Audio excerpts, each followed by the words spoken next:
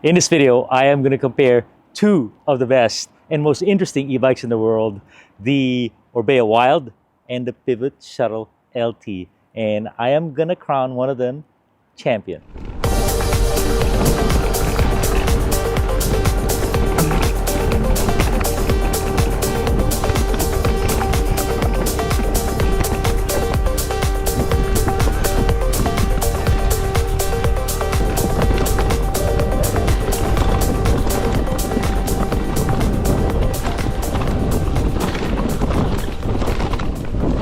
What's up everyone, FC here from E-MTB Review. I hope you've had a good holiday and New Year and ready to hit the ground pedaling.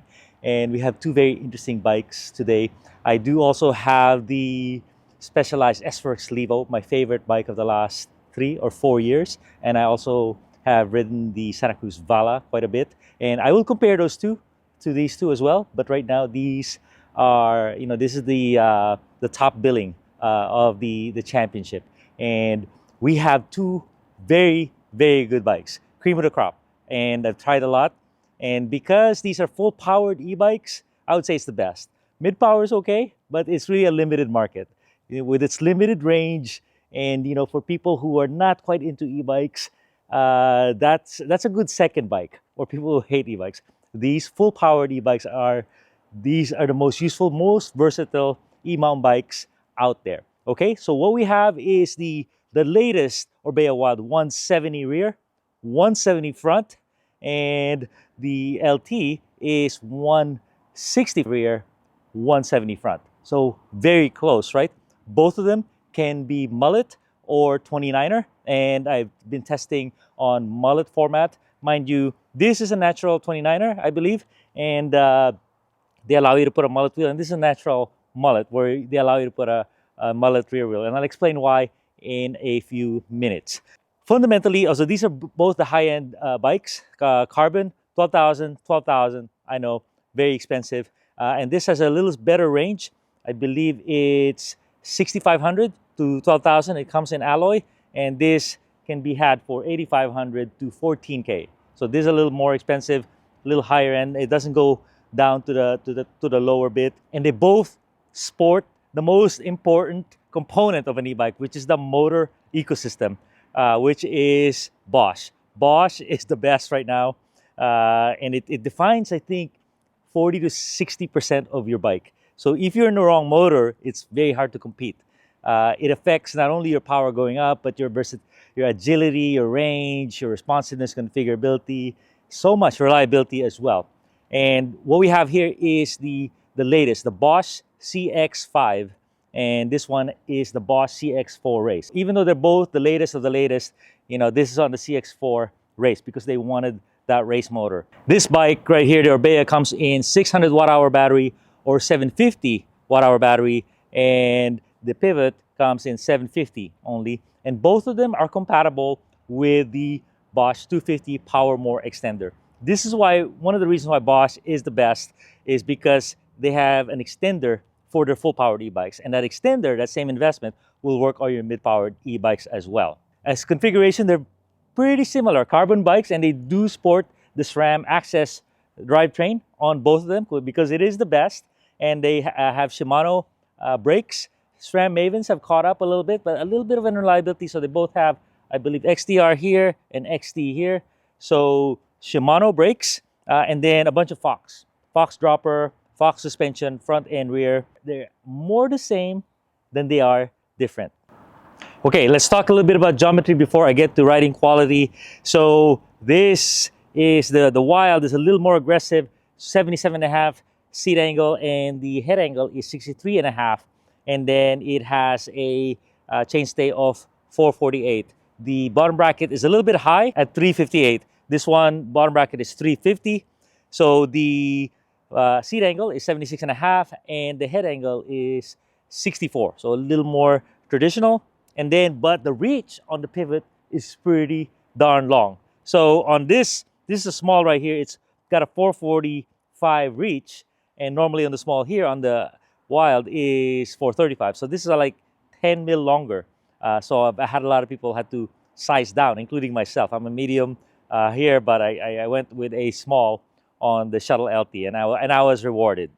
Okay, so let's get to the riding quality. The chainstay, by the way, is 441 here, 448 here. So even though they both do mullet and 29er, this is natural as a mullet. That's how they normally ship it. And this one is really a 29er, introduced in 2023. And they just made special provision, give you another link so they can fit in a mullet wheel size. But the chainstay length does not shrink. So this is kind of a natural 29er. And what it excels at is speed, bump rolling ability. You know, it's got a kind of a long stay.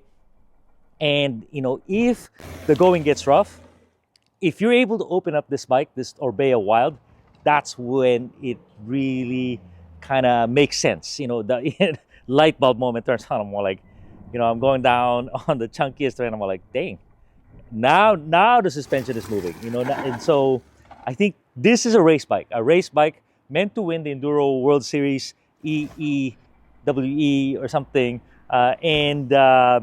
You know, when you can open it up on the chunkiest terrain and you can see the Spanish team just rail this bike. So very, very fast bike. I think there's a little bit of platform. It's fast climbing as well. A little bit of platform. You know, it's so steep on the seat angle. You know, it's easy to pedal, and you know, you can get up on the hill quite fast. This bike is the fun machine. This is the agile beast, and I think the difference right away for me was this thing is so supple. I mean, they have a lot of shock options for this guy. I do have a coil, but I'm just using this Float X, and it is so smooth and supple. Everyone is really like blown away. So Pivot used to be kind of a responsive suspension. You know, I don't know, for Arizona, I think, and racing, but they really adjusted their suspension kinematics to be smooth, supple, and cater to what the e-bike is good at, which is exploring a lot of chunky terrain and keeping the rider comfortable and have a lot of traction, because you don't need the last ounce of pedal platform when you have an e-bike. So natural mullet, so smooth. Oh, so good. It's kind of a magic bike. So fun. I think bottom line is, if you want to be the fastest and you got the gnarly terrain, you're a big guy, the Wild is pretty good. You know, you'll be happy with it. But I think for more people, you know, the Pivot Shuttle LT is better. Big because this is a natural 29er, so you won't mind that chainstay so much, and you won't mind the 29er so much. Now let's talk about the motor and battery. The motor on this is a CX5, and here is a CX4 Race. What is the difference? CX5 is their latest technology. CX4 Race is their top technology last year, and it has a race mode, which has a bunch of overrun. On race mode, it's very easy to access the power. You know, you're coming out of a corner, you're a little tired, pop, you just spin the pedal, and then you're getting full power out of this motor. The downside is it has a little bit of a rattle, same as the old Bosch motors, but it's a little less on this guy. And what they did is they fixed it. You know, 5-7 years later, they got rid of the rattle. And is it gone? Yes, it's gone. It's gone uphill, it's gone downhill. So this is the more quiet motor, the CX5. Okay, what about the power? So the power of them, I timed myself, and I'll show you some footage, is identical, virtually identical, within a couple seconds. So there's no, the race motor is not faster. Now it's easier to access the power. So if it's a very technical terrain and you're tired, it's easier to get off a corner, you might be faster here. But the power that they have is the same. 85 Newton meters, 600 watts. Okay, and this has overrun. The Race has a configurable overrun, and Pivot said they just went with the middle of the road overrun, which is like 1.5 seconds. Overrun is when you stop pedaling, will it keep going? And it's good, but I'm not so jazzed with overrun because it's kind of dangerous. It's good for racing. You know, if someone has overrun, 1 second overrun, 3 second overrun, and you don't, you're gonna lose, because they'll be able to moto up technical terrain. If your overrun is important to you, then the Race is good. If smoothness and quietness is your jam, then the CX5 is good. As far as the noise level during power, full actuation, full 85 millimeters, I found the CX5 to be a little more quiet than the CX4.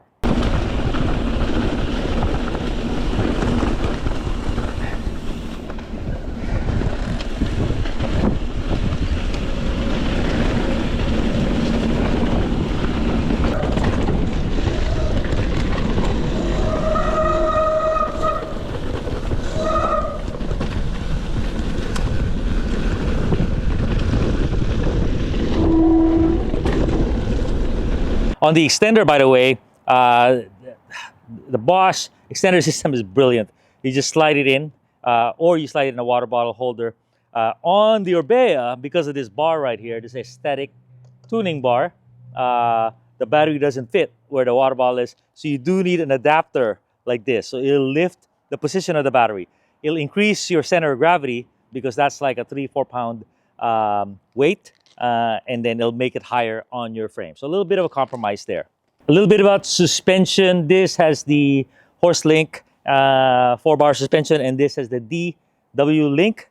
So pretty similar, but I find this tune of the suspension a little smoother, quite a bit smoother. This thing is so supple, the Pivot Shuttle LT.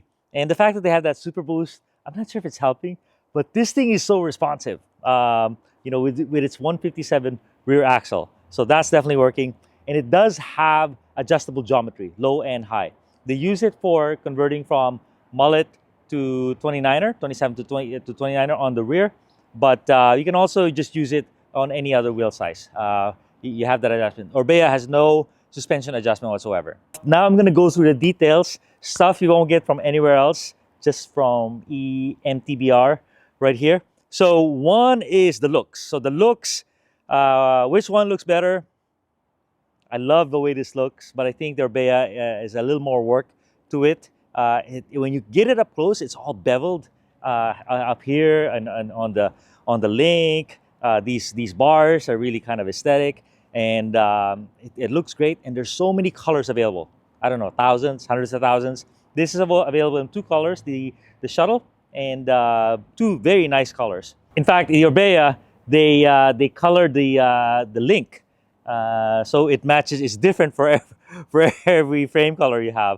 So they made their lives more difficult because now they have to make so many more of these links, whether you're 27 or 29. But you know, that's part of their kind of styling cue. Also, the bar here is all graphics and whatnot. The down tube girth, something I started measuring. You know, how big is a down tube? You don't want a down tube like this. No, the smaller the better, right? And this is 11 1/4, and this is 12, and this is more squarish. On the frame design, this bar right here is in the way. It's in the way of messing with your shock, adding air. So it's a little bit. They say this adds to the stiffness, but I think it's just stiff. The front triangle is stiff enough. In Pivot, this top tube is nice and slender, right? And what's really interesting is as the sizes go big, this top tube changes in size. They're using this top tube, the size of it, to tune the stiffness. They don't want it too stiff. So a very cool little feature that they do. This bar right here, where the suspension is, moves so well, but this is like a little obstruction. I hit the inside of my knee the other day because I was getting rad, and that kind of hurt. And then my friend goes, my friend I was riding with yesterday, I was like, dang, look at my bruise. I hit it hard. So not the greatest position. Both of us had knee pads too, but your knee pad doesn't protect you like right here on the inside back. The cover for the battery on the Pivot is pretty janky. It's just a rubber flap. And when you put the extender, by the way, the extender, I'm going to do a whole video on the extender. It's very inconvenient if you take it on and off. And if you put the extender battery on in that cable, the flap just kind of hangs out there out of place. While the Orbea has a very nice cover here, this is kind of spring-loaded, modern, and looks like a better seal. How can I forget cabling? Cabling on the Pivot is beautiful. Perfect loops, and then everything is captured. The angles are dialed, and then you capture it, so it's not going to move. The Orbea, you know, I think it came out in the age of headset cable routing, and this thing is a pain and it's ugly. And it's not good for the routing. It makes a little noise when I'm turning, and this thing for the headset cable routing to work, you really have to have the right angles on your brakes and your dropper, and it doesn't, and it's kind of moving, it's sinking. The symmetry is kind of out of sync here and there. So I'm not sure anybody really likes that headset cable routing. The dealer network, it Orbea has great configurability on their website. A lot of money spent online. A Spanish company, but their dealer network is pretty poor. Bay Area, we only know of one dealer here, Woodside Bikes. Pivot has a very it's not a specialized, strong kind of dealership network, but they're very loyal. They're very supportive, very loyal dealers for Pivot. So props to Advantage Pivot for the dealer network. So in summary, we have two amazing bikes, and I've been blessed because over December I've had to ride them a ton. And let me tell you, I did many rides where I took both bikes, and they really kept me fresh. I would climb like 6,000, 10,000 feet, and e-bike motors help you on the climbing, but they don't help you descending. And there's more weight for you to deal with. So it was a lot of riding, but it really kept me safe, and I'm riding better than ever. One thing, they do traditional Maxxis on the Orbea, and they do Continental on the Pivot. Great options. I think the winner in my book is the Pivot Shuttle LT because of the ride quality, the fun factor, the suppleness, the lateral stiffness of the rear triangle, the ease of turning. It's just a very, very nice bike in terms of ride quality. It's quick, it's supple, it's a bomber of a bike. Now, I could almost easily justify the Orbea Wild. It has a lot going for it. It looks better. It has more price points. It has the CX5 motor, which has no rattle, and it is a fast cruiser bomber bike. We weren't getting along as a 29er, but once I mulleted it and this steep and deep dropper post that they have, I'd be very happy with the Orbea Wild. So, I'm declaring the Shuttle LT the winner, but man, this thing, it's all about who has last possession, right, of the football, because they're going to win. So a pretty close race, but really a worthy challenge. And I'm going to compare the Santa Cruz Vala. I'm so happy because Santa Cruz finally figured out how to make an e-bike. And I also compared to my Gen 3 Levo, which is the best of the last 3 years. We can't wait for what they have up their sleeve coming up soon. All right. Thanks a ton, everybody.